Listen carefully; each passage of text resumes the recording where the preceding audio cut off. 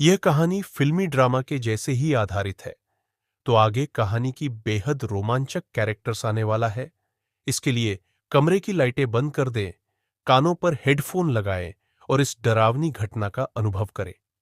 तो चलिए, बिना समय बर्बाद किए सीधे कहानी पर आते हैं। रुकिए रुकिए, अगर आप अभी तक हमसे नहीं जुड़े हैं तो अभी सब्सक्राइब करिए। शैतानी पुतले के सामने पद्मासन मुद्रा में बैठे हुए तांत्रिक कर्कश आवाज में बोला, ए काले शक्तियों के मालिक, काले अंधेरों के बेताज बादशाह, है शैतान, इतने दिनों तक मैं तेरा पूजा की तेरा गुलाम बनकर रहा। इसके बदले में मैं तुझसे अमर होने का वरदान मांग रहा हूं। मुझे अमर होने का वरदान दे ताकि मैं तेरा शैतानी हुकूमत पूरी दुनिया में फैला सकूं। तू सुन रहा है ना? मुझे अमर होने का वरदान दे। इसके बाद शैतानी पुतले से आवाज आती है, तुम अभी अमर नहीं हो सकते। तुम्हें अमृतत्व प्राप्त करने के लिए 1.25 लाख मर्तबा माला जप करना होगा और प्रत्येक 1.25 लाख जप पूरे हो जाने के बाद एक बच्चे की बलि देने होंगे। इस तरह से तुम्हें 7 बच्चों के सर काटकर मुझे बलि चढ़ानी होगी। इतना कहे शैतानी पुतला चुप हो जाता है। अब तांत्रिक निकल पड़ता है मासूम बच्चों के शिकार के लिए। शहर से कुछ ही दूरी पर एक पेड़ की तने की आड़ में तांत्रिक छुप गया और उसके लाल सूर्ख आंखें नजरें बिछाए अपने शिकार की प्रतीक्षा करने लगा। राजेश ने संजू से कहा, अबे जल्दी से जा, 2 बड़ा पाव और 2 आमलेट लेकर आ।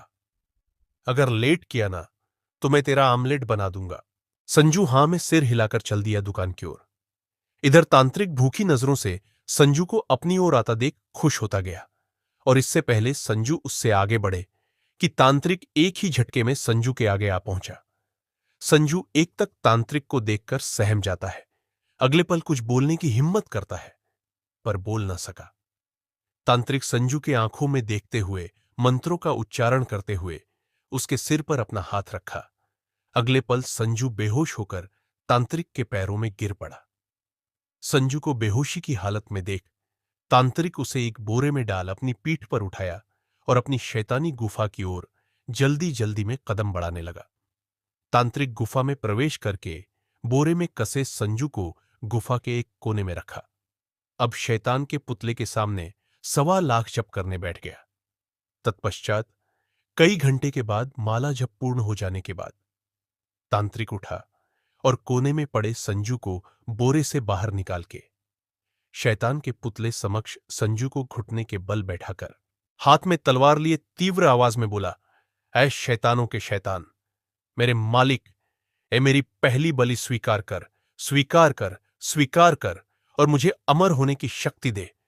इतना बोल खून की प्यास में चमकती तलवार से मासूम बच्चे का सर धड़ से अलग कर दिया और एक खप्पर में भरी खून को शैतानी पुतले के समक्ष ले जाकर रख दिया।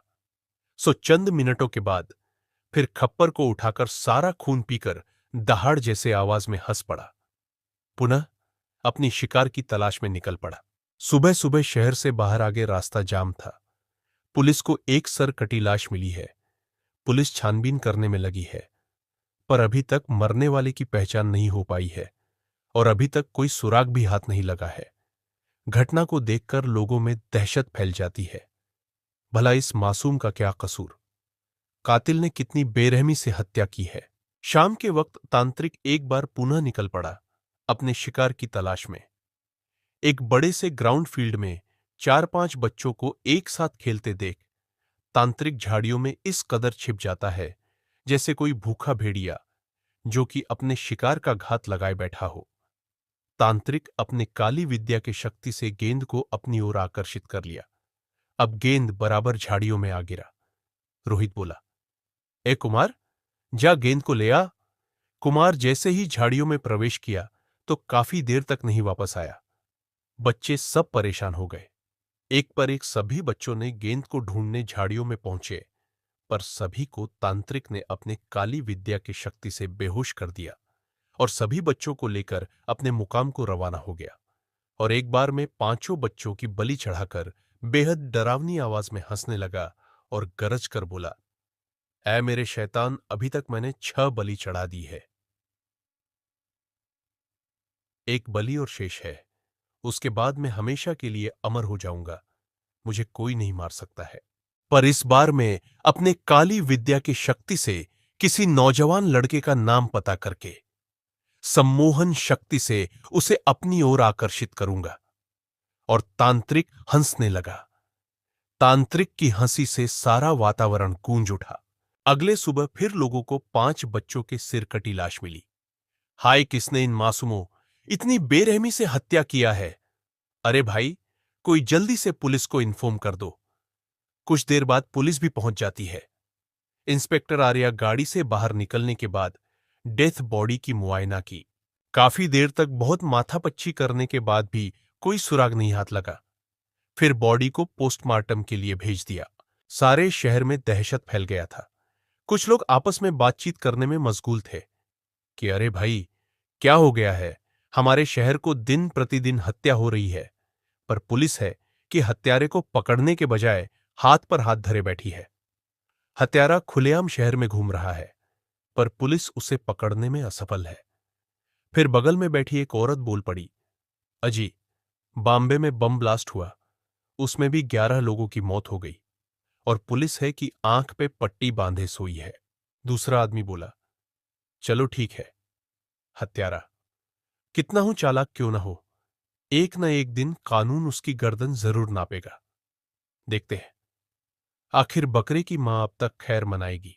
हॉस्टल के ग्राउंड में आदर्श, शिवम, मयंक, अजय फुटबॉल का मैच खेल रहे थे और इधर मोहित अपने रूम में सोया हुआ था। तभी हॉस्टल के बाहर एक पेड़ के नीचे तांत्रिक ने मोहित को अपने सम्मोहन शक्ति से अपने बस में करने की चेष्टा करता है। मंत्रों को उच्चारण करते हुए बार बार मोहित का नाम बोले जा रहा था। मोहित, मोहित, मोहित, इस वक्त तुम मेरे बस में हो। मैं तुम्हें बुला रहा हूं। आओ मोहित, चले आओ। तांत्रिक आंख बंद किए बोले जा रहा था। इधर सोया हुआ मोहित को बेचैनी सा होने लगा। आखिरकार मोहित तांत्रिक के सम्मोहन जाल में आकर उसकी तरफ बढ़ने लगा।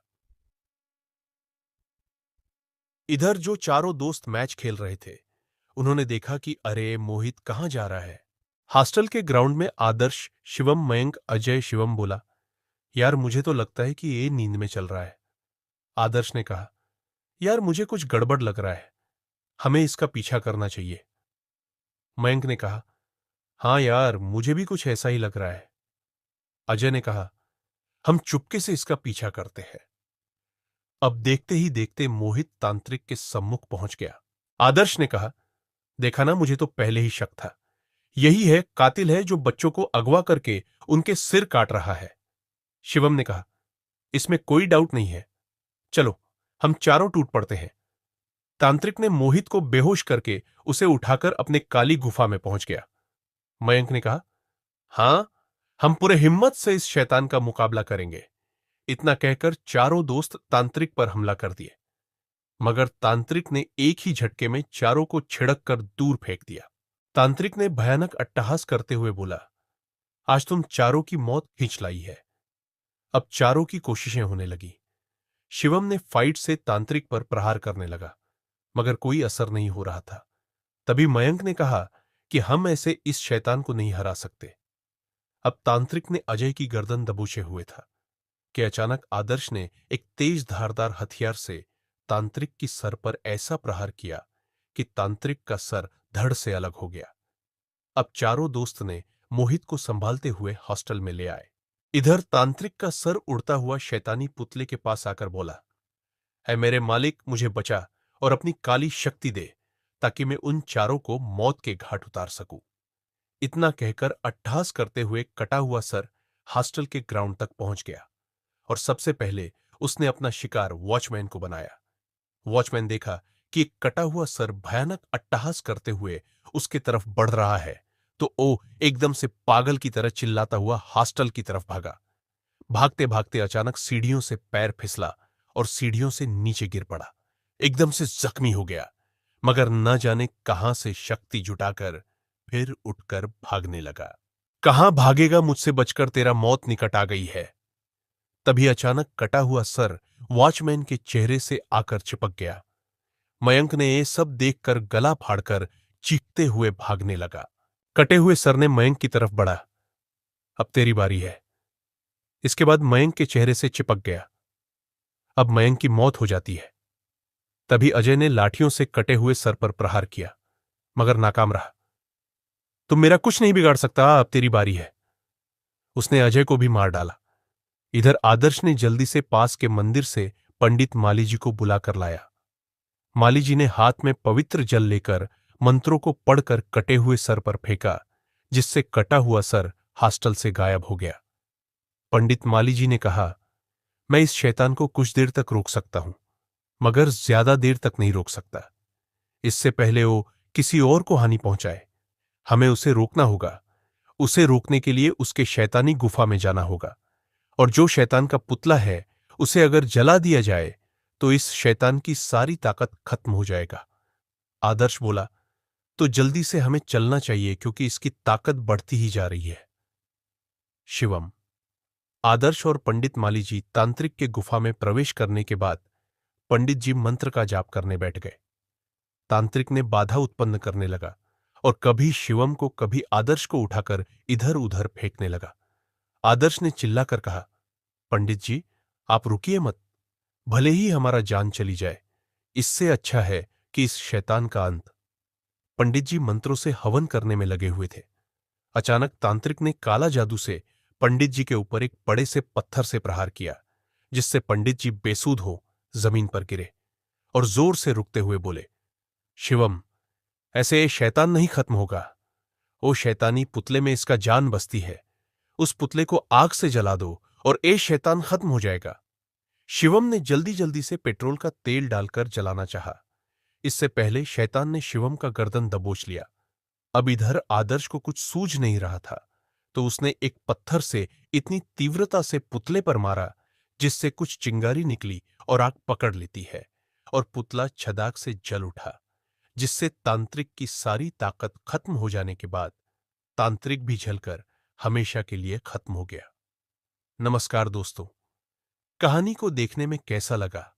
अगर कोई गलती हो गई हो तो अपने सुझाव हमें भेजें, ताकि मैं अपनी गलतियां सुधार सकूं।